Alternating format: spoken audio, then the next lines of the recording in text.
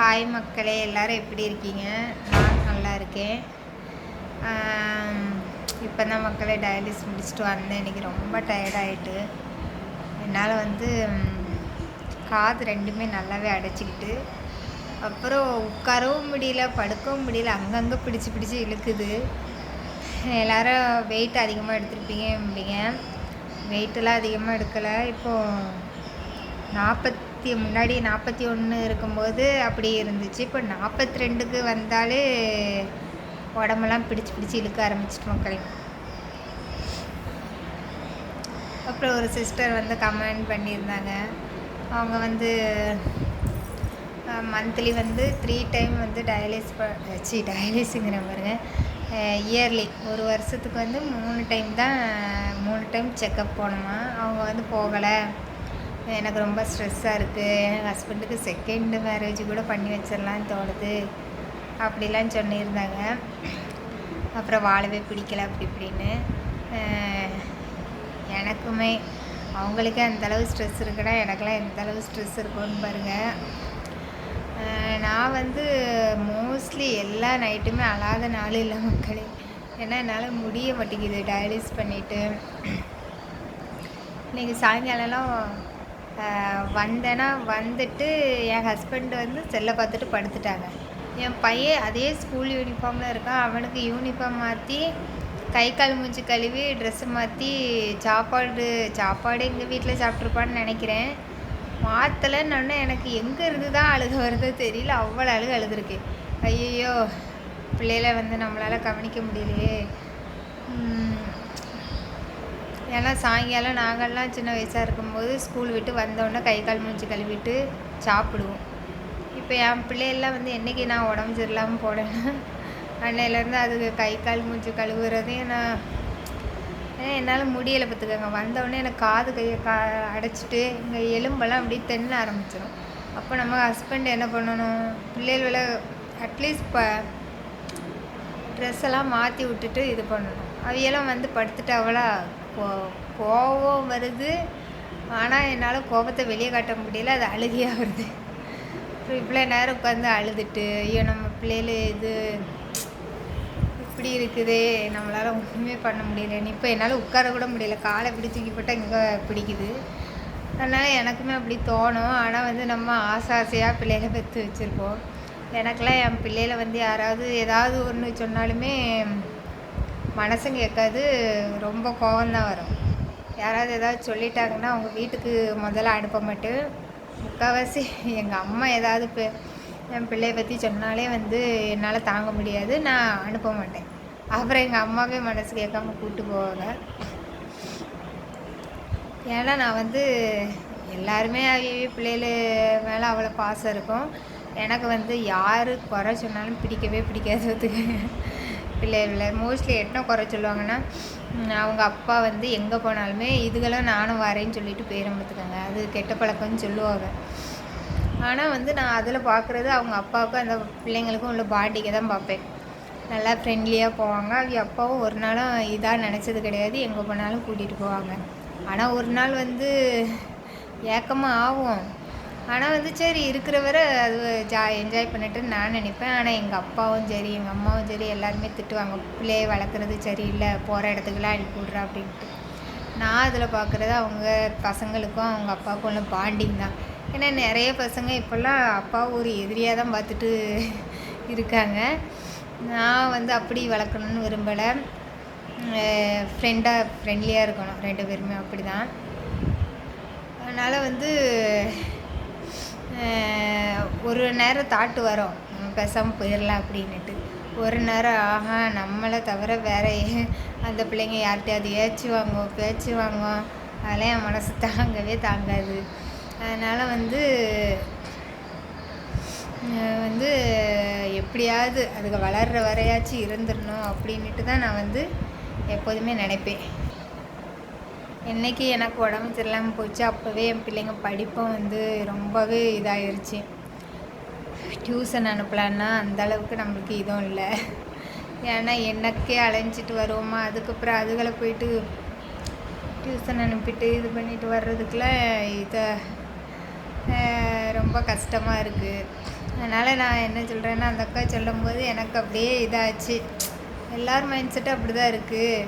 அந்த அக்கா உடனே வந்து செகண்ட் மேரேஜ் பண்ணி வச்சிடணும் அப்படிங்காங்க. செகண்ட் மேரேஜ் பண்ணி வச்சா அவங்க பிள்ளைய வந்து அவங்க நல்லா பார்த்துக்கிடுவாங்களா? என்றைக்குமே நம்ம பிள்ளைய நம்ம பார்த்த மாதிரி இருக்காது மக்களே. என்னை பொறுத்த வரைக்கும் நான் நல்லா அடிப்பேன், நான் நல்லா திட்டுவேன் என் பிள்ளையில. ஆனால் என் ஹஸ்பண்டு வந்து என் பிள்ளை மேலே கை வச்சாலே எனக்கு பிடிக்காது. அப்புறம் எங்கள் அம்மா திட்டினாலும் பிடிக்காது, யார் திட்டினாலும் எந்த குறை சொன்னாலுமே எனக்கு பிடிக்காது. அதுவும் இந்த நோய் வந்ததுக்கப்புறம் உடனே தாட் என்ன ஆயிரும்னா, நம்ம இல்லைன்னா வந்து நம்ம பிள்ளைகள் இப்படி தானே அழுதுகிட்டு இருக்கோம், எல்லோரும் இப்படி தானே திட்டுவாங்க, யாருமே பார்க்க மாட்டாங்க, பேசாமல் நம்ம பிள்ளையில கூட்டிகிட்டு போயிடணும் அப்படிங்கிற தாட்டெல்லாம் எனக்கு வர பார்த்துக்கங்க. ஆனால் அதெல்லாம் இது பண்ணிவிட்டு நம்ம இப்போ கொண்டு வந்தாச்சு. எப்படியாச்சு அதுகளை வந்து இது பண்ணிடணும், நல்லா வளர்த்து விட்டுறணுங்கிற தாட்டு தான் அதை விட மேலே இருக்கும். என் பிள்ளைலாம் முதல்ல வந்து இப்போ எனக்கு ஏற்றால அட்ஜஸ்ட் பண்ண ஆரம்பிச்சிட்டா. ஏன்னா எனக்கு வந்து திடீர்னு கோவம் வருமா, அப்போ நான் அவளை திட்டுவேன். முன்னாடி வந்து திட்டுனா உடனே அழுவா. அதுக்கப்புறம் இப்போ இடையில வந்து என்னாச்சு, நல்ல சிரிப்பா பார்த்துக்கங்க. சிரிச்சுக்கிட்டே இருக்கும்போது சிரிச்சுக்கிட்டே இருப்பா. அவளால் கண்ட்ரோல் பண்ண முடியலன்னா அழுதுருவா. நம்ம திட்டுனா சிரிப்பா, முதல்ல விடாமல் சிரிச்சுக்கிட்டே இருப்பா. அது எனக்கு இன்னுமே கோபத்தை கொண்டு வரும்.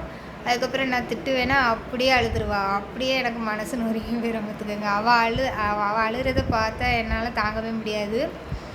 அப்படி வந்து உட்காந்து அப்படி அழுவா. ஏன்னா நான் அப்போ பார்ப்பேன், முன்னாடிலாம் அடித்த உடனே அழும், திட்டின உடனே அழும். இப்போ என்ன சிரிக்கிறா, இப்படி ரொம்ப சிரிப்பாக பார்த்துக்கோங்க. சிரிச்சுட்டு அப்படியே அழுக வந்துடும்.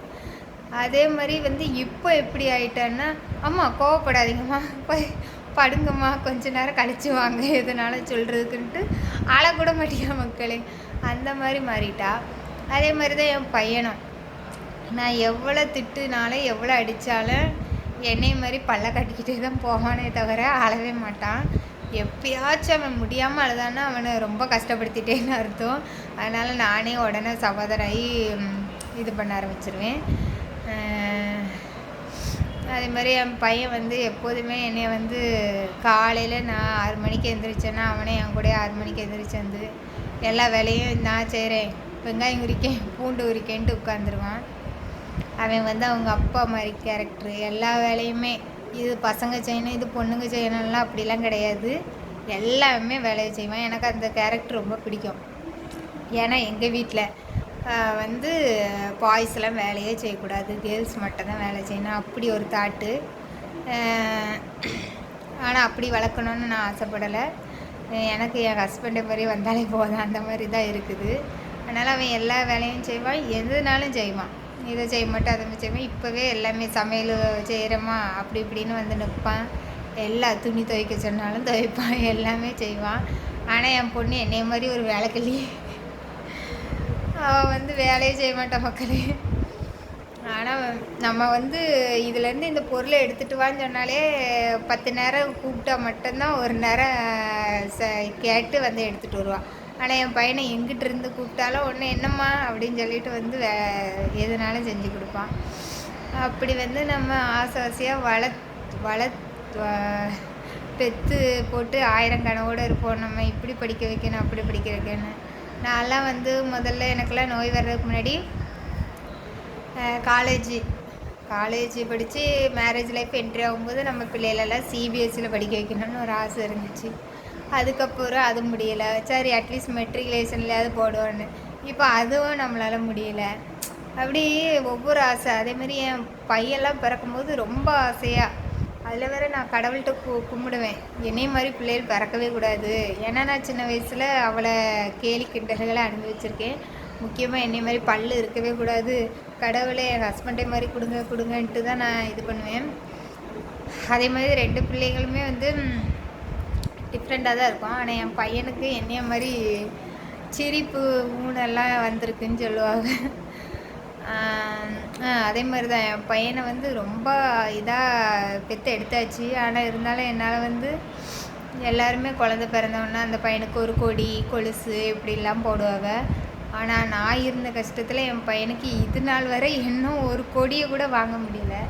அவன் ஒரு 9-10 மாதம் இருக்கும்போது அவங்க அக்கா, என் ஹஸ்பண்டோட அக்கா தான் அவங்க பையனுக்கு வச்சுருந்த கொடியை இன்னும் பையனுக்கு கொடி கூட வாங்கி போடலேன்னு சொல்லிட்டு போட்டு விட்டாவா. அதை தான் இப்போ 5 வயசு ஆக போகுது, அது வரை போட்டிருந்தான். அதையும் எங்கிட்ட தொலைச்சி விட்டான் மக்களே. இப்போ அருணாகரோட அலையிறான்.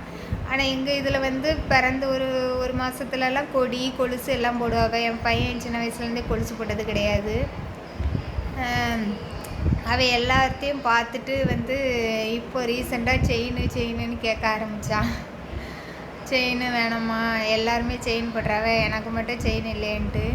அதெல்லாம் கேட்கும்போது வந்து ரொம்ப நம்ம என்னத்துக்கு இருக்கோம், எல்லாம் நோயிலே போத அப்படிங்கிற மாதிரி நிறைய ஏக்கம்லாம் இருக்கும் மக்களே. ஏன்னா எனக்கு சின்ன வயசுலேயுமே எங்கள் தாத்தாவும் செயின் போட்டிருக்காவ, எங்கள் அப்பா எல்லாம் கொலுசு இது பண்ணாலும் எல்லாம் வாங்கி கொடுத்து இது பண்ணாவ. ஆனால் நம்ம பெற்ற பிள்ளைகளுக்கு நம்மளால் ஒரு கொலுசு வாங்கி போடலை, ஒரு செயின் வாங்கி போட முடியல.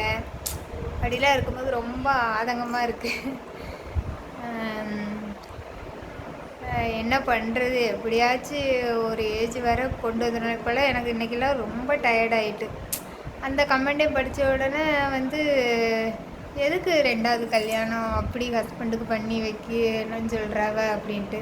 இதுவே வந்து ஹஸ்பண்டுக்கு ஏதாவது நோய் வந்துட்டுனா நம்ம 2வது கல்யாணம் பண்ணிட்டு போயிடுவோமா? அப்படி நடக்கவே நடக்காது. நம்மளை நம்பி 2 பிள்ளைகள் வந்துருச்சு. அந்த பிள்ளைகளை வந்து நம்ம போனாலும் ஹஸ்பண்ட் நல்லா பார்த்துக்கிடணும். அதுதான் மக்களே, ரொம்ப கஷ்டமாக தான் இருந்துச்சு அந்த கமெண்ட் படிக்கும்போது. ஆனால் வந்து என்ன பண்ணுறது, நோயின்னு லேடிஸ்க்கு வந்துருச்சுன்னா நம்ம தாட்டு உடனே என்ன ஆகுது, நம்ம தான் வீட்டுக்கு பாரமாக இருக்கும் அப்படின்ட்டு போகுது. எனக்கெல்லாம் டெய்லியுமே வரும். என்னால் ஒரு சுடு தண்ணி போட்டு குளிக்கணும்னு நினைப்பேன், தண்ணி பிடிச்சிருவேன். ஆனால் அதை என்னால் வந்து தூக்கி அடுப்பில் வைக்க முடியாது, அதுக்கு வந்து ஆள் தேவைப்படும். அப்புறம் வந்து இந்த வாஷிங் மிஷின் வந்து நான் முதல்ல இந்த நோய்க்கு முன்னாடி வாங்கினேன்னு வச்சுக்கோங்களேன், டியூவில் வாங்கினேன். அப்போ வந்து என் ஹஸ்பண்டை முதல்ல சொன்னாவே ஆட்டோமேட்டிக் வாங்கிடு, இது வேண்டாம் அப்படின்னு.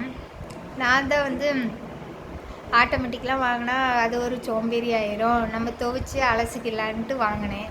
ஆனால் இப்போ என் ஹெல்த் கண்டிஷனுக்கு அழகாக ஆட்டோமேட்டிக்கே வாங்கியிருக்கலாமோ. நம்மளால் துவைச்சதுக்கப்புறம் உட்காந்து எடுத்து அலசி காய போடுறதுக்கு ஆளை தேட வேண்டியதாக இருக்குது. ஏன்னா வெயிட் இந்த கையில் தூக்கிட்டேன்னா ரொம்பலாம் தூக்க முடியாத மக்களே. தூக்கிட்டோன்னா வந்து இது ஃபெயிலியர் ஆயிரும்.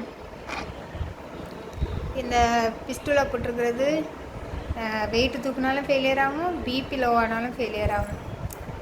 அப்படி ஒரு நேரம் சந்தோஷமாக இருந்தாலும் ஒரு நேரம் வாழ்க்கையை நினச்சி ரொம்ப இதாக இருக்குது மக்களே. எல்லாத்துக்கும் பாரமாக இருக்கிறோமோ அப்படி இப்படின்னு ஏதோ மனசில் உள்ளதை புலம்பிட்டு கிடக்குறேன். இது எங்கள் ஊரில் பார்த்தாலுமே எங்கள் அம்மா சொல்லுவோம், இப்படி புலம்பிட்டுருக்கே, இங்கே யாராச்சும் பார்த்தாவன்னா என்ன இவைய வந்து